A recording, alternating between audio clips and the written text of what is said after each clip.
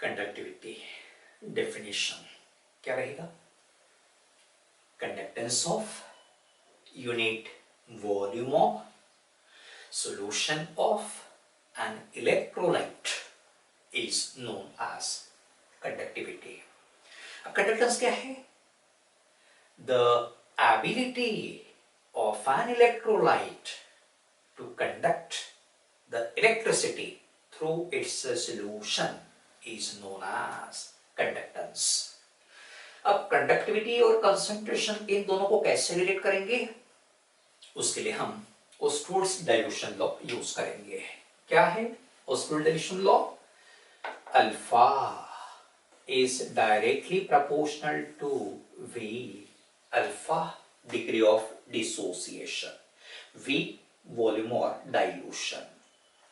जैसे डाइल्यूशन बढ़ेगा वैसे डिग्री ऑफ डिसोसिएशन बढ़ता, मींस इलेक्ट्रोलाइट का ब्रेकिंग बढ़ता।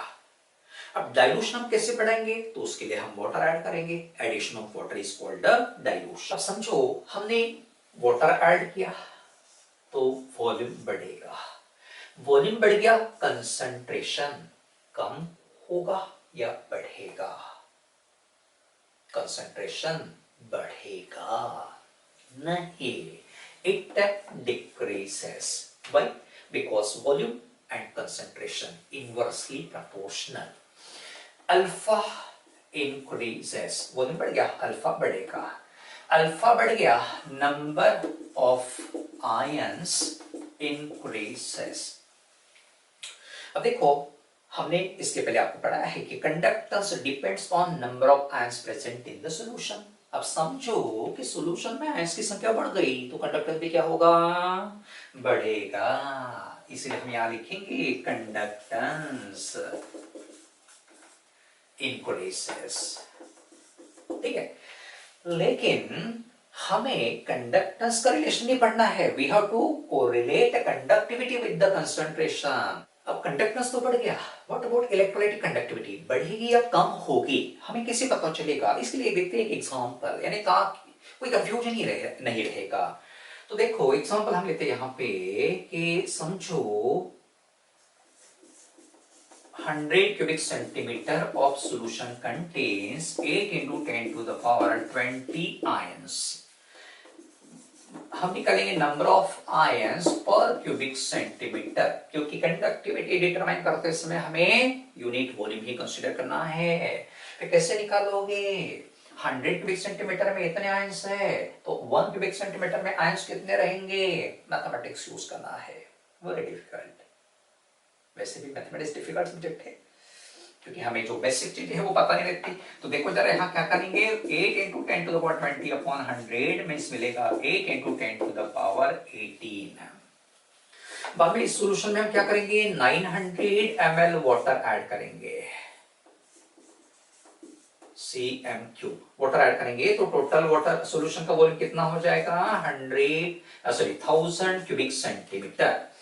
अब समझो इस 1000 क्यूबिक सेंटीमीटर सॉल्यूशन में आयंस की संख्या है 64 into 10 to the power 20 ions. फिर से हम निकालेंगे नंबर ऑफ आयंस पर क्यूबिक सेंटीमीटर इक्वल्स क्या करना पड़ेगा? 64 into 10 to the power 20 upon 1000, मतलब कितना होगा? 64 into 10 to the power 17। ठीक है, अब इन दोनों को कंपेयर करना पड़ेगा। कंपेयर करने के लिए हम 10 टू द पावर एक तो 18 बनाएंगे दोनों जगह या 17 रखेंगे, तो 17 को 18 करो, कोई दिक्कत नहीं है। तो 17 को 18 करते समय हमें क्या करना पड़ेगा? Into 10 to the power 18। यहां कितना लिखो बताइए जरा। हाँ,